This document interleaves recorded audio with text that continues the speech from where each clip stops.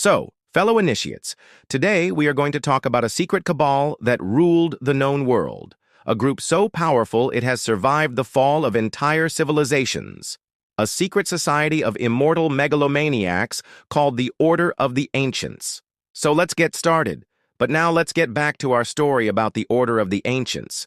But before we do that, if you're not already, consider subscribing. It really helps me continue making great videos. Also, thank you to all my awesome supporters. We men and women of the Order of the Ancients are the natural arbiters of the world. Let all those who oppose us perish in pain. We are everywhere and we are eternal. Men and women of the Order of the Ancients are the natural arbiters of the world. Let all those who oppose us perish in pain. We are everywhere, and we are eternal. The Order of the Ancients, also known as the Order of Ancients, the Snake, the Masked Ones, and derisively as the Order of Heretics, was a secretive religious collective which operated throughout the ancient world. It was founded in 1334 BCE by the Egyptian pharaoh Smenkhkare, who not only strictly revered the Ancient Ones but also upheld a strict supremacist view of them and sought to use the pieces of Eden in order to politically and religiously shepherd humanity into recreating Isu societies on Earth, as well as revive the Isu. Throughout their entire history, the Order of the Ancients held dominion over major empires in the known world. The reach of their members extended to military leaders, religious elders, scholars, nobles, ealdormen, and philosophers, as well as criminal masterminds.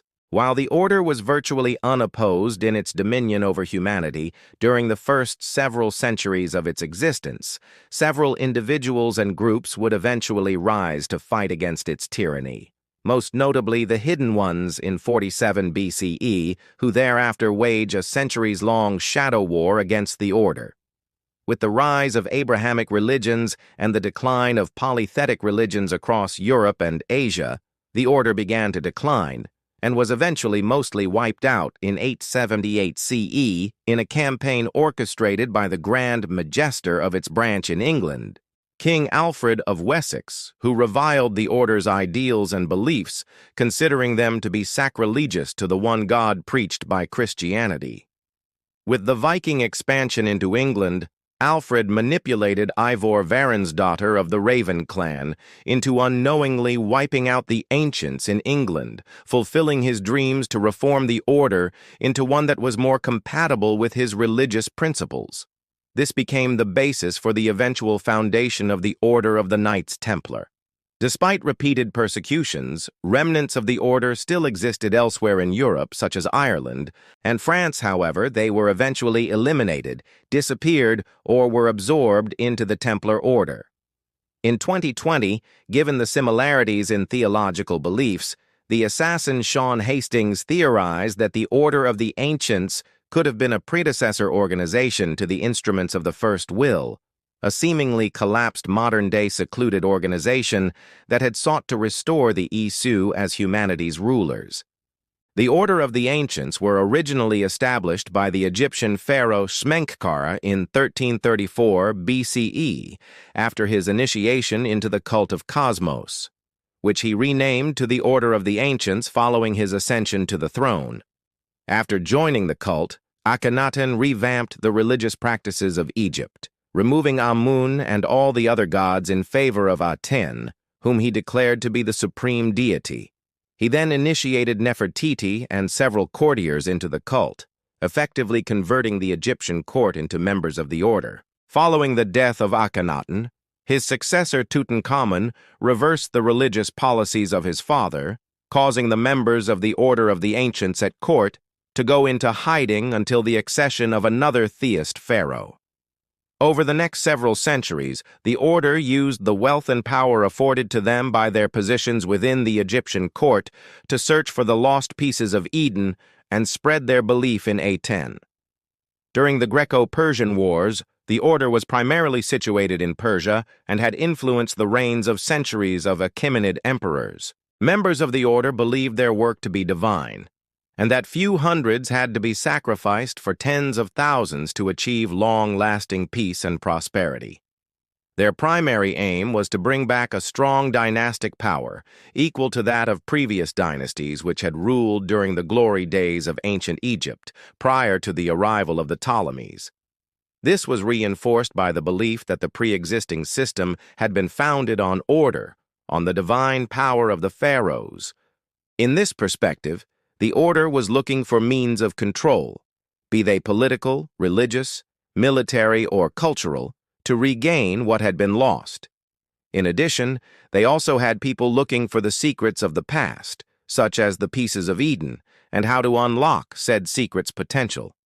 In 100 BCE, the Order of the Ancients had grown immensely in power and numbers, extending its reach far beyond Egypt into Greece, Rome, and Germania. At this point, they had managed to infiltrate nearly every level of government in every city, state, and kingdom across the known world, and were able to relay messages between nations quickly and efficiently. They were also well aware of the existence of Juno and the Grand Temple, but had not yet found a way to access either. Around this time, a civil war broke out within the order, separating it into two branches, each vying for control of the organization and its secrets. This conflict culminated in the creation of two distinct organizations, the Order of the Ancients and the Hidden Ones. While both groups shared many of the same ideals and goals, the Hidden Ones ultimately chose to abandon the teachings of Aten in favor of an unknown higher power, allowing the Order of the Ancients to remain the true followers of the Ancient Ones. By the 1st century CE, the Order's main objective was to gain control of Rome, seeing the recently established Roman Empire as the best opportunity to revive the old Egyptian Empire and spread their word. They infiltrated the imperial court and assassinated Augustus Caesar, replacing him with the more malleable Tiberius. Under his rule, the Order grew significantly in power, manipulating Tiberius's advisors and family members into joining their ranks. They continued this practice throughout the reign of Gaius Caligula, using their influence to keep the emperor in check and thwart any attempts he made to defy them. When Nero seized power in 54 CE, the Order found itself at odds with the emperor's increasingly erratic behavior. Despite their efforts to control him, Nero's actions threatened to destabilize the entire empire and potentially destroy the Order's plans for domination. As Nero's madness grew, the Order saw no choice but to engineer his demise, orchestrating the events that led to the emperor's infamous suicide in 68 CE. With Nero's removal from power, the Order's influence reached its zenith during the reign of Vespasian, who ascended to the throne in 69 CE. During his rule, the Order successfully placed several of its own in positions of power, including Titus Flavius Sabinus as consul and Gaius Pomponius, Pontius Pilatus as governor of Judea.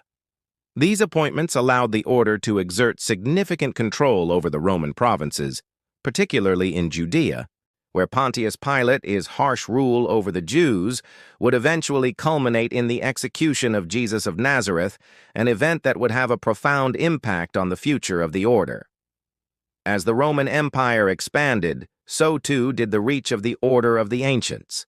By the 9th century, they had established a strong presence in northern Europe, particularly among the Anglo-Saxons and Vikings. During this time, they began to heavily invest in researching the Isu and occult lore, more strictly revering their trinity of deities, as well as accumulating wealth, manpower, weapons, and resources in order to further expand their influence. In England, the Order of the Ancients flourished, establishing their main base of operations in Winchester. Their influence extended to the royal court, where figures like King Offa and King Athelstan played a crucial role in advancing their agenda. The Order utilized ancient temples like the one in London, which they renovated into a repository of Isu knowledge and a center for their activities. Despite facing opposition from Christian missionaries, the Order's prominence continued to grow, shaping the political and religious landscape of England. However, their dominance would eventually come to an end with the rise of King Alfred the Great in Wessex.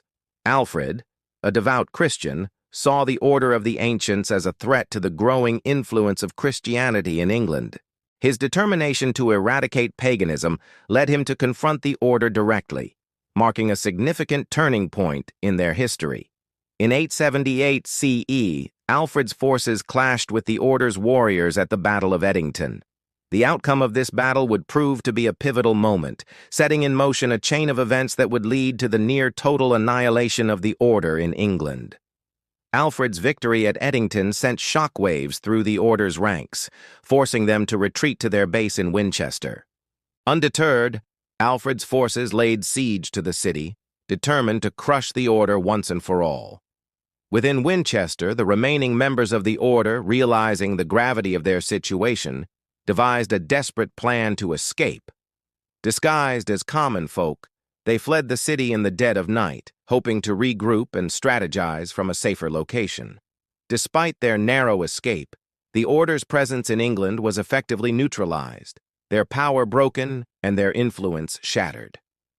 With the Viking threat looming on the horizon, Alfred saw an opportunity to deal a fatal blow to the Order. He reached out to Ivar Ragnarsson, a prominent Viking leader, proposing a cunning plan that would manipulate Ivar into attacking and destroying the Order's stronghold in Winchester. By exploiting Ivar's ambition and desire for plunder, Alfred successfully diverted the Vikings' attention away from Wessex and towards the Order's base. Unknowingly, Ivar and his band of warriors descended upon Winchester, pillaging the city and dealing a final devastating blow to the Order of the Ancients in England. With their bases of power destroyed and their members scattered, the Order's influence in England was virtually wiped out. The survivors scattered across the land, some hiding in plain sight, others disappearing into the shadows, all the while secretly plotting their revenge and seeking to preserve their ancient traditions. Despite their resilience, the Order's power had been broken, and their ancient practices were on the brink of extinction. And thus concludes the tale of the Order of the Ancients, a secret cabal that ruled the known world. What do you think? Are there any other secret organizations that have shaped the course of history? Let me know in the comments below. Thanks for watching. Stay tuned for more videos like this. And remember, stay awesome.